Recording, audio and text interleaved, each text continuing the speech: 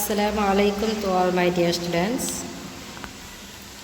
I am Fazila Parekh from AI Mullah High School, Standard 9, Subject English.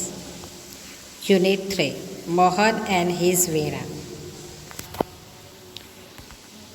આપણે part 1માં pre task અને થોડું પાથનું જોયું હતું.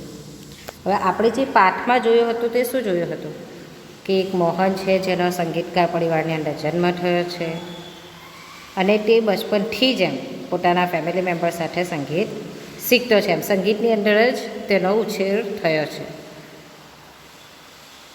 તે 10 વર્ષનો હતો ત્યારથી તેને સિતાર ગમવા લાગે છે અને લગભગ 3 વર્ષ સુધી તે સિતાર વગાડે છે. પછી એના ઘરમાં એક જર્મની સ્ત્રી આવે છે એના પિતા પાસે સંગીત શીખવા માટે, અને ત્યાર પછી તેને ગિટાર શીખવાનું મન થાય છે. તેના પિતાને એ ગિટાર વગાડે છે અને ગિટાર શીખે છે તે ગમતું નથી. તેથી તેને ફેમિલી મેમ્બર્સના અમુક લોકો કહે છે કે તારા પિતાને આ વસ્તુ પસંદ નથી, પરંતુ એની માતા એને સપોર્ટ કરે છે અને કહે છે કે એના દિલની જે ઈચ્છા હોય તે કરવા દો, બરાબર. અને એના પિતા પણ એને સપોર્ટ કરવા લાગે છે, અને એના પિતા જ્યારે એને સપોર્ટ કરવા લાગે છે ત્યારે એની ખુશીનો પાર રહેતો નથી. અને ત્યાર પછી તે એવું વિચારે છે કે આ જે ગિટાર જે છે તેની અંદર એ શું કરશે, એક શુદ્ધ ભારતીય શાસ્ત્રીય સંગીત વગાડવા માટે તે એ વાદ્યની અંદર કંઈક પરિવર્તન કરીને કંઈક નવું પ્રયત્ન કરશે. અને તેણે બીજા 2 વર્ષ ફક્ત ગિટાર ઉપર જ ધ્યાન આપે છે. હવે પછી આગળથી આપણું બાકી છે. One evening there was a gathering of close family friends. Evening એટલે કે સાંજ, ગેધરિંગ એટલે કે ભેગા થવું, સભા, બધા ઘરના કૌટુંબિક લોકોનો મેળાપ થવો. તો શું છે, કૌટુંબિક મિત્રો, ફેમિલી ફ્રેન્ડ્સ એટલે કે કૌટુંબિક મિત્રો. એક સાંજે નિકટના કૌટુંબિક મિત્રોનો ભેગા થવાનો થયો, મેળાવડો થયો. In this small gathering Mohan's brother, sister and nephews who were also performing artists, જુઓ નેફ્યુઝ, played music on their classical instrument. આજે નાના મેળાવડો થયો હતો, નાના ગેધરિંગ થયું હતું, બધા ફેમિલી મિત્રો મળ્યા હતા. તેની અંદર કોણ, તે કે મોહનનો ભાઈ, બહેન અને ભત્રીજાઓએ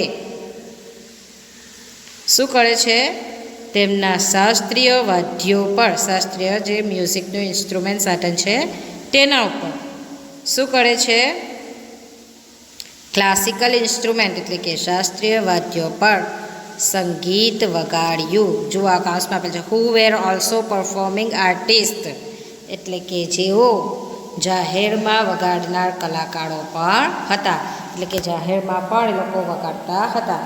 તે લોકોએ આ જે પોતાનો ફેમિલી ફંક્શન હતો તેની અંદર એનો ભાઈ, એની બેન અને ભત્રીજા શાસ્ત્રીય સંગીત વગાડ્યું.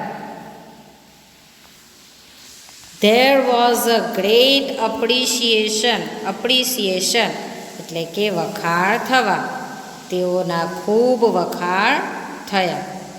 Mohan too expressed his wish to perform. મોહને પણ તેની ઈચ્છા, વિશ એટલે કે ઈચ્છા, એક્સપ્રેસ એટલે કે વ્યક્ત કરો, ટુ પરફોર્મ એટલે કે ગાવું, બજાવવું, બરાબર. તો કે મોહને પણ એની ગાવાની ઈચ્છા વ્યક્ત કરી. હી પ્લેડ ઓન ગિટાર, તેણે ગિટાર વગાડ્યું.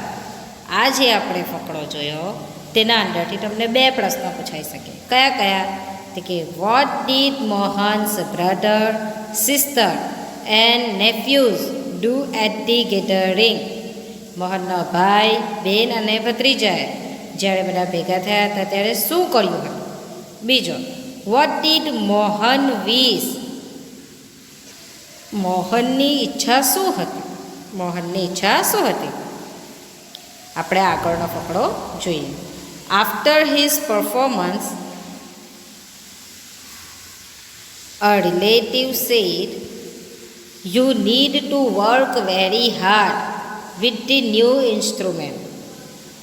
એણે રજૂઆત કરી, પરફોર્મન્સ કર્યું, ગાયું એમ બધાના સામે. ત્યાર પછી એમ સગા સંબંધીઓએ શું કહ્યું? એક સંબંધીએ કહ્યું, "you need to work very hard with the new instrument."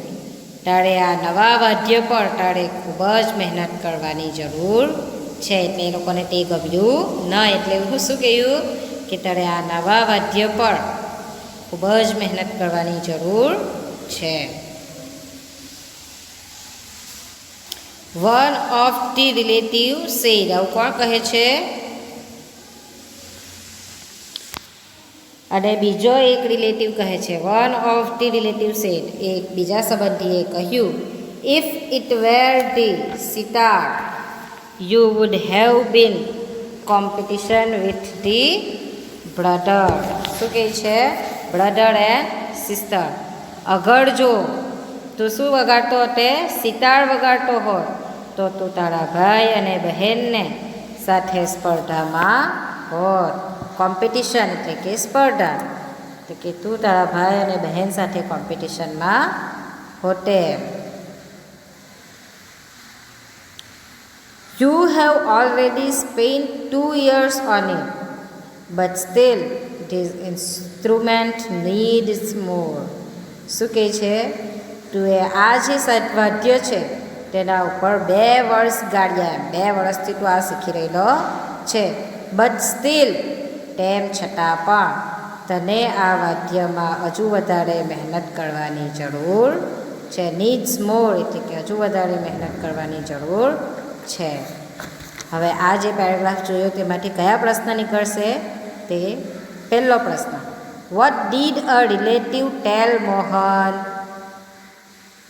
Vote did the other relative tell Mohan? બીજો પ્રશ્ન, પહેલો રિલેટિવ શું કહે છે અને બીજો રિલેટિવ શું કહે છે? તે પ્રશ્ન છે. બરાબર. હવે આપણે આગળ જોઈએ. After his performance someone said the sitar sound is like a flowing stream. Flowings એટલે કે વહેતું અને સ્ટ્રીમ એટલે કે ઝરણું. શું કહે છે? આફ્ટર હિઝ પરફોર્મન્સ, તેની રજૂઆત બાદ, તેની પરફોર્મન્સ પછી કોઈ એક વ્યક્તિ શું કહે છે? ધ સિતાર સાઉન્ડ એટલે કે સિતારનો અવાજ જાણે કે વહેતા ઝરણા જેવો હતો. Your instrument doesn't have that depth. Depth એટલે કે ઊંડાણ. યોર ઇન્સ્ટ્રુમેન્ટ એટલે કે તારા વાદ્યમાં તેવી ઊંડાણ જો નથી. એમ તારા વાદ્યમાં તેવી ઊંડાણ નથી જેવી શેની અંદર છે? સિતારમાં છે. આપણે ઇન્ડિયન મ્યુઝિક સાંભળ્યા કરતા હોઈએ તો આપણને ઇન્ડિયન મ્યુઝિક જ ગમે. પછી આપણે ઇંગ્લિશ સોંગ સાંભળવાના આવે તો આપણને ગમે નહીં? ગમે ને. શા માટે? કારણ કે આપણે હોલિવૂડ જોતા નથી. એટલે જો આપણે હોલિવૂડમાં પણ એટલો જ ઇન્ટરેસ્ટ દેતા હોઈએ તો આપણને હોલિવૂડ અને બોલિવૂડ બંને જ સિંગિંગ ગમે. ઇન્ડિયન પણ ગમે ને બધું જ ગમે પછી. બરાબર. પણ આ લોકો એટલું સિતારને જ મહત્ત્વ આપતા હોય છે એટલે એ લોકોને તે સિતારનું જ ગમે છે. તે લોકોને ગીતારવાળું સિંગિંગ ગમતું નથી. Mohan yet another said. વળી બીજાએ કહ્યું, your brother plays the violin. His sur and taal are so beautiful. શું કહે છે? તારો ભાઈ વાયોલિન વગાડે છે, તેના સૂર અને તાલ કેટલા સુંદર છે. What are you doing with these instrument? તું આ વાદ્ય સાથે શું કરી રહ્યો છે? એમ તું કેમ તે નથી વગાડતો? સિતાર કે પછી એમ કે વાયોલિન કેમ નથી વગાડતો? એમ તું આ ગિટાર સાથે શું કરી રહ્યો છે?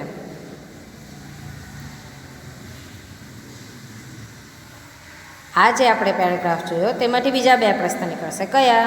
એક, what did someone say about the sitar sound? બીજો પ્રશ્ન, what did someone say about Mohan's brother. હવે આપણે આગળનો પેરેગ્રાફ જોઈએ. Mohan was depressed and cried for the hall night. Mohan depressed એટલે કે એકદમ નિરુત્સાહી થઈ જાય છે. એકદમ એમ લાઈક આપણને પણ કોઈ આપણે કંઈક કર્યું હોય, દાખલા તરીકે આપણે કંઈક સારું એમ કે ચાલ આજે તો મેં યુટ્યુબ પર જોઈને કંઈક કુકિંગ કરું, આપણે બહુ મહેનત કરી હોય ને પછી આપણને કોઈ એવું કહી દે કે હાવ બકવાસ ખાવાનું બનાવ્યું છે તો આપણે કેવા થઈ જાય? એકદમ નિરુત્સાહી થઈ જઈએ ને. તો તેવી જ રીતે અહીંયા મોહને એના ભાઈને બધાને એ કર્યા અને એના ઇન્સ્ટ્રુમેન્ટને શું કહ્યું કે આ તારું ઇન્સ્ટ્રુમેન્ટ બરાબર નથી, તું આ ઇન્સ્ટ્રુમેન્ટ સાથે શું કરતો છે? તું બી અગર જો સિતાર વગાડતો હતે તો તારા ભાઈને બેનને તું કોમ્પિટિશન આપી શકતે.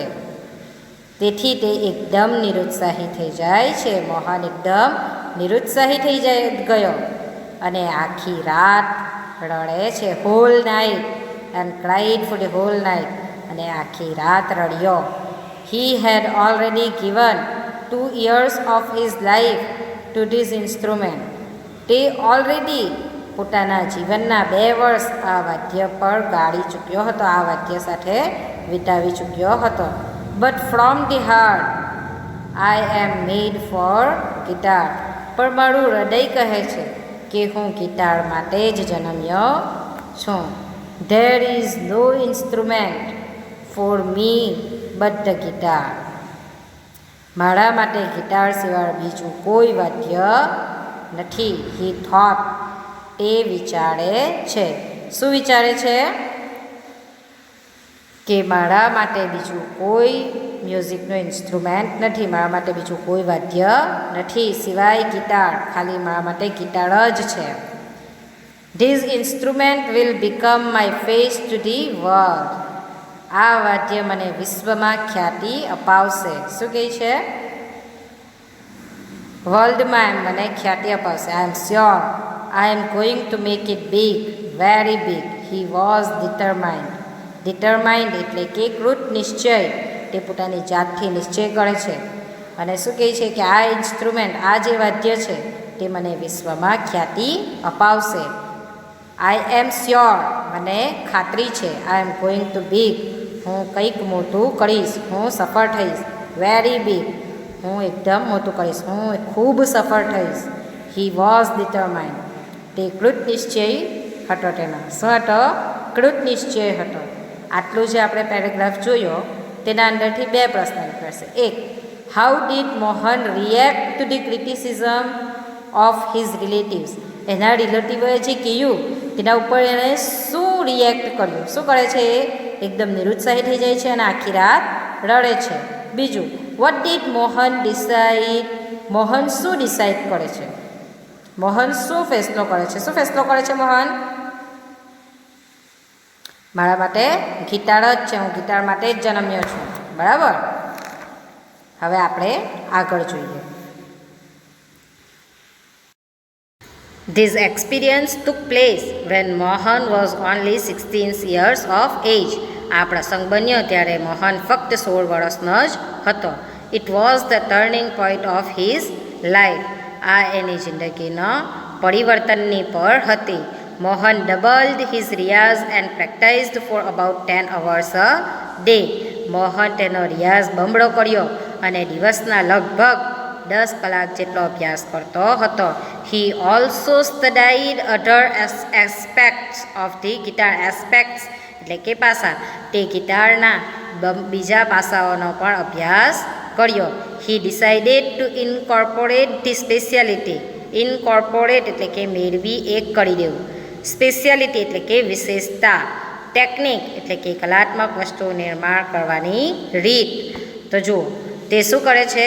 વાદ્યની વિશેષતા, નિર્માણ કરવાની રીત અને ધ્વનિના સાઉન્ડ ઓફ એવરી ઇન્સ્ટ્રુમેન્ટ એટલે કે ધ્વનિને ગિટારમાં મેળવીને એક કરવાનું નક્કી કર્યું. તેણે શું કર્યું? બીજા પાસાઓનો જો અભ્યાસ કર્યો ત્યાર પછી તેણે શું ડિસાઇડ કર્યું કે વાદ્યની વિશેષતા એટલે કે ઇન્સ્ટ્રુમેન્ટની અંદર જે મહત્ત્વની વસ્તુ છે તે વિશેષતા, નિર્માણ કરવાની રીત અને ધ્વનિને ગિટારમાં મેળવીને એક કરવાનું નક્કી કર્યું. He wanted to invent something which give the sound and tune of the western guitar but could be played like an Indian veena. જો he wanted to invent એટલે કે નિર્માણ કરવું. તેણે કંઈક એવું બનાવવું હતું. શું બનાવવું હતું? તેને એક એવું વાદ્યનું નિર્માણ કરવું હતું જેનો ધ્વનિ સાઉન્ડ એટલે કે જેનો ધ્વનિ જેનો અવાજ અને સૂર ટ્યુન એટલે કે સૂર તો ગિટાર જેવા હોય. વેસ્ટર્ન ગિટાર એટલે કે બહારના ગિટાર જેવા હોય.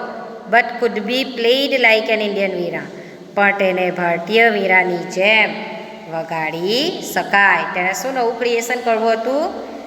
ગિટાર અને સિતાર બંનેને વીરા ભેગું કરીને જાણે કે એક નવું કંઈક કરવું હતું. તો શું કરવું હતું? તેણે એવું કંઈક નવું કરવું હતું જેનો અવાજ અને સૂર ગિટાર જેવું હોય, પરંતુ તેને ભારતીય વીરાની જેમ વગાડી શકાય. આ જે આપણે પેરેગ્રાફ જોયો તેમાંથી 4 પ્રશ્ન મળી શકે. કયા કયા? તો કે what did Mohan do after the incident. બીજો, વોટ ડીડ મોહન ડિસાઇડ. ત્રીજો, what did Mohan want to invent. ચોથો, what did Mohan study.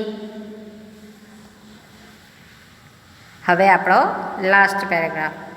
Not only the sound that my instrument produce is important, but it must also express my vision. જુઓ, મારા વાદ્યમાંથી ઉત્પન્ન થતો ધ્વનિ જ instrument એટલે કે વાદ્ય, પ્રોડ્યુસ એટલે કે બહાર ઉત્પન્ન થતો, એટલે કે મારા વાદ્યમાંથી ઉત્પન્ન થતો ધ્વનિ જ મહત્ત્વનો નથી, but it must also express my vision. Vision એટલે કે કલ્પના, સ્વપ્ન, દ્રષ્ટિ, તે કે પણ તેમાં મારી દ્રષ્ટિ પણ વ્યક્ત થવી જોઈએ. શું થવું જોઈએ? But it must also express my vision. તેમાં મારી દ્રષ્ટિ, તેમાં મારી કલ્પના પણ વ્યક્ત થવી જોઈએ. What I want to say through the instrument, he said to himself. તે પોતાની જાતને જ કહે છે. શું કહે છે? કે તે જે વાદ્ય છે, મારા વાદ્ય દ્વારા શું કહેવા માંગુ છે તે વ્યક્ત થવું જોઈએ. And finally, with untiring efforts and understanding of Regis, he created the wonderful Mohan Veena. જુઓ, અને છેવટે ફાઇનલી એટલે કે અંતે છેવટે, અનટાયરિંગ એટલે કે અથાગ, એફર્ટ એટલે કે સખત પરિશ્રમ, પરિશ્રમ એટલે કે સખત મહેનતવાળા, અંતે છેવટે અથાગ મહેનત પછી તેણે એક અદ્ભુત રાગની સમજથી તેણે એક અદ્ભુત મોહન વીરાનું નિર્માણ કર્યું. ક્રિએટેડ એટલે કે નિર્માણ કરવું, એટલે કે તેણે સમજથી એક અદ્ભુત વીરાનું નિર્માણ કર્યું. જુઓ, પોતાની જાતે તેણે એક નવું ક્રિએશન કર્યું. શું કર્યું? ગિટાર અને વીણા એવી રીતે ભેગી કરી કે જેનો સાઉન્ડ ગિટાર જેવો હોય, પણ તેને વગાડી ઇન્ડિયન વીણાની જેમ શકાય. બરાબર? અને આ બંને વસ્તુ ભેગી કરીને પછી પાછો તે શું કહે છે?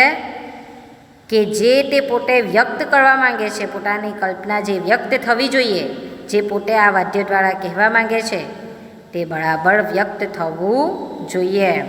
ખાલી તેનો ધ્વનિ જ મહત્ત્વનો નથી. એવી અદ્ભુત મોહનની વીરાનું મોહન દ્વારા નિર્માણ કરવામાં આવ્યું. Today the world knows Mohan as Pandit Vishwa Mohan Bhatt, winner of a Grammy award. આજે આખું વિશ્વ મોહનને કોનાથી ઓળખે છે? ગ્રેમી એવોર્ડના વિજેતા પંડિત